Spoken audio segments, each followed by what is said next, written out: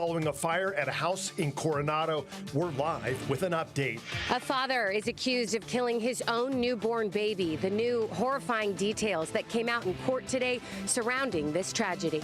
What we're learning about the woman wanted in the stabbing death of a Cal Fire captain. Dozens showed up to speak out for or against a new law that says California is not a sanctuary state. Details coming up. The new information we've learned as a parole board denies convicted school shooter Brenda Spencer's chance at freedom. After taking 30 years off, I'm back. JR, the indie rocker, is about to drop his debut single. CBS 8 News Live at 6 starts right now.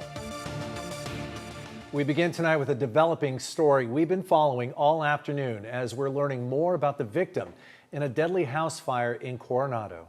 Good evening and thank you for joining us. I'm Carlo Cicchetto. And I'm Steve Price in tonight from Marcella Lee. This fire happened at a home on 6th Street near Adela Lane, and that's where CBS 8's Elizabeth Sanchez joins us live now with what we've learned so far. Elizabeth.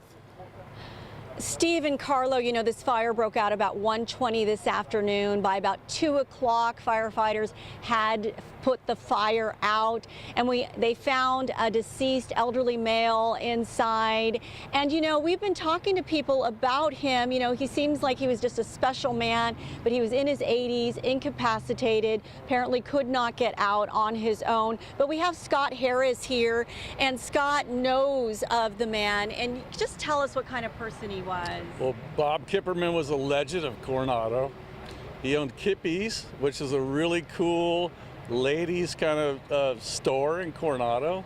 And then he went on to make really cool belts, like bedazzled belts.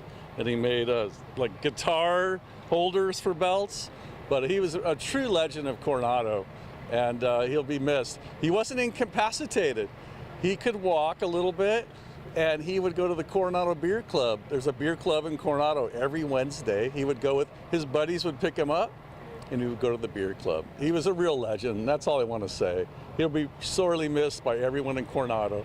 Just a really sweet guy. I'm sorry for your loss. I understand he was in his 80s. Yeah, I don't know how old he was exactly, but just a sweet guy. And this is a total tragedy. But thanks for letting me say a couple words. Well, thank you so much, Scott. Okay. Thank you. Yes, that's what we're hearing in this community. Just a man who was loved by his neighbors. A lot of these neighbors have been in this neighborhood for a very long time.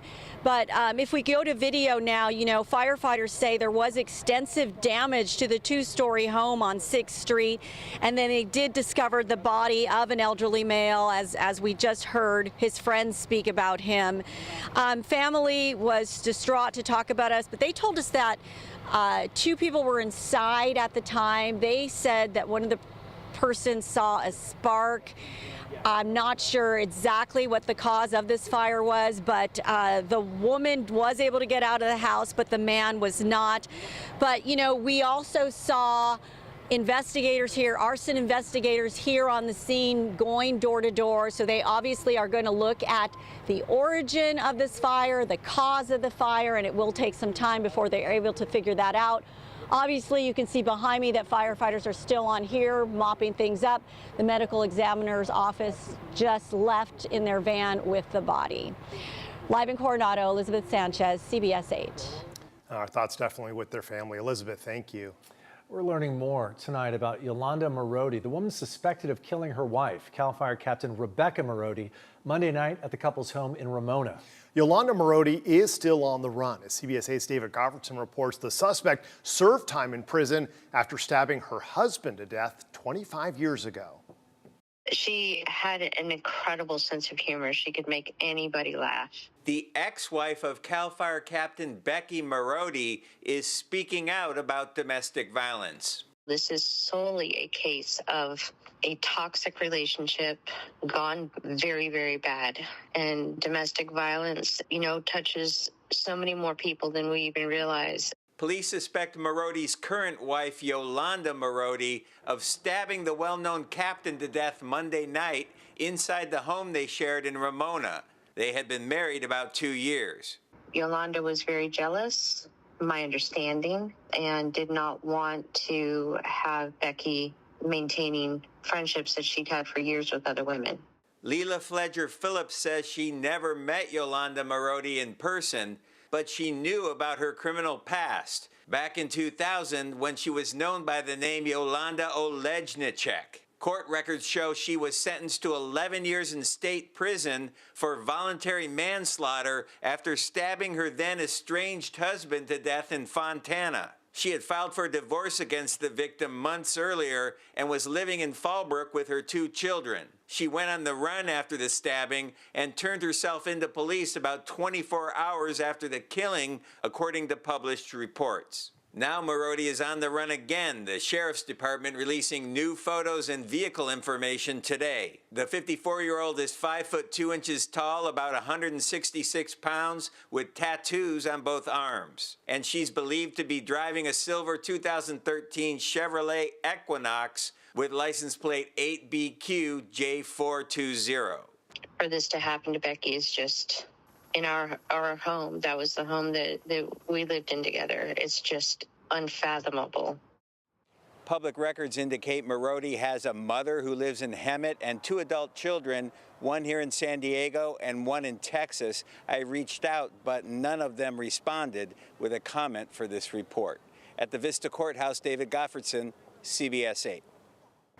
David, thank you. Disturbing new details coming out of court today surrounding the Spring Valley father who's accused of murdering his own newborn son. 22-year-old David Ruiz did not enter a plea, though, because the public defender's office asked for more time to prepare the case. His son was only 6 days old. CBS 8's Jenny Day joins us live from the El Cajon courthouse with more details on this disturbing case. Jenny? Yeah, so this court hearing has now been postponed until next week, but the new information that did come out today only gets harder to hear. Prosecutors say 22-year-old David Ruiz simply did not want to be a father. They say that countless statements will support this if this eventually does go to trial. We also were told more information about how this baby may have died. Prosecutors again say Ruiz put this newborn baby over his head and slammed his own son into the ground. Now, yes, again, this brand new father is now the prime murder suspect. The Spring Valley dad is set to be formally charged on Tuesday with killing his 6-day-old baby boy. We are told Ruiz was not on drugs and does not have any prior convictions. It was just this past Wednesday afternoon when San Diego County Sheriff's deputies and members of the San Miguel Fire Department responded to a report of a battery at a home on Sacramento Avenue. Deputies described the scene as tragic after finding the infant unconscious with visible head trauma. Efforts, of course, were made to save the child, but he was pronounced dead on the living room floor. According to the medical examiner, the cause of death is blunt force trauma. Prosecutors say the mother and father were dating but not living together, and that this was their firstborn. We are told at the time of the murder, 4 other people were inside of the home.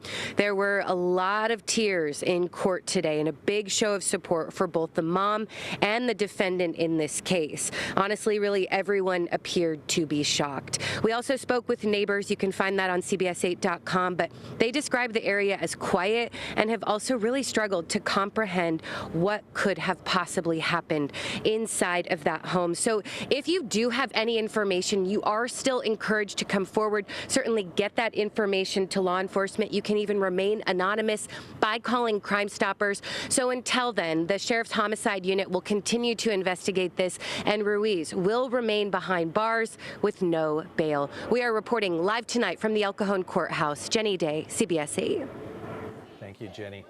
State Senate Minority Leader Brian Jones, who represents part of San Diego County, is trying to change California's sanctuary laws. He launched a campaign right here in San Diego. CBS 8's Kirsten Holmes joins us live now with more on that and the pushback it's getting. Kirsten. Yeah, should California remain a sanctuary state? That is the question at the center of a hotly contested debate. I'm here at the County Administration Building after this morning's press conference and related protest drew dozens to either speak out for or against Senate Minority Leader Brian Jones's new proposal that would overhaul California's sanctuary state law.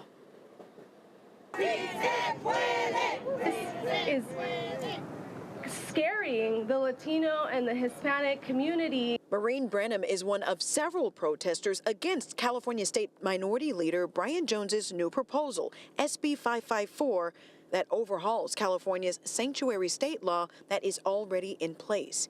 Maggie Baker, a community organizer out of the South Bay, says she's against the proposal too. Our members, the janitors, the security officers, the airport workers, with their hands, con sus manos, make this economy work. They are also the folks that fought hard to ensure that we passed policies across the state of California that protected the dignity and the worth of all people. Jones's proposal, Senate Bill 554, or the Safety Before Criminal Sanctuary Act as it's called, is supposed to make sure violent offenders are not shielded from federal immigration authorities. It limits Senate Bill 54, which declares California as a sanctuary state.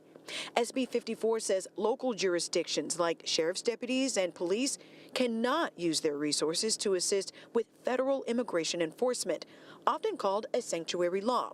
Jones's proposal, SB 554, would overhaul that. Supporters say it would support communication between the federal government and law enforcement agencies and does not mention deportation, only applying to violent offenders. Serious or violent crimes, child abuse, weapons crimes, DUIs, trafficking controlled substances, human trafficking, rape, kidnapping, torture, and gang activity.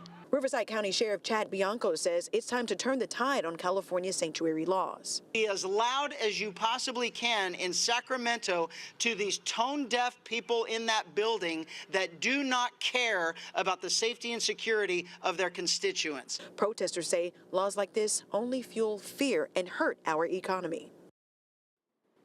Although we're told that there was some tension at this morning's press conference and related protests, we're also told that both sides remained peaceful. Now, this idea is just a proposal. It's not a law yet. It has to go through several deadlines and committees and then be voted on by the full California legislature before going to Governor Newsom's desk. If it is approved and completes all of those hurdles, it could become law in January 2026. Reporting for CBS 8, I'm Kirsten Holmes. Back to you. We'll be hearing much more on that. Thanks, Kirsten. An important weekend travel alert that's still ahead. Plus, the new information we've learned as a parole board denies convicted school shooter Brenda Spencer's chance at freedom.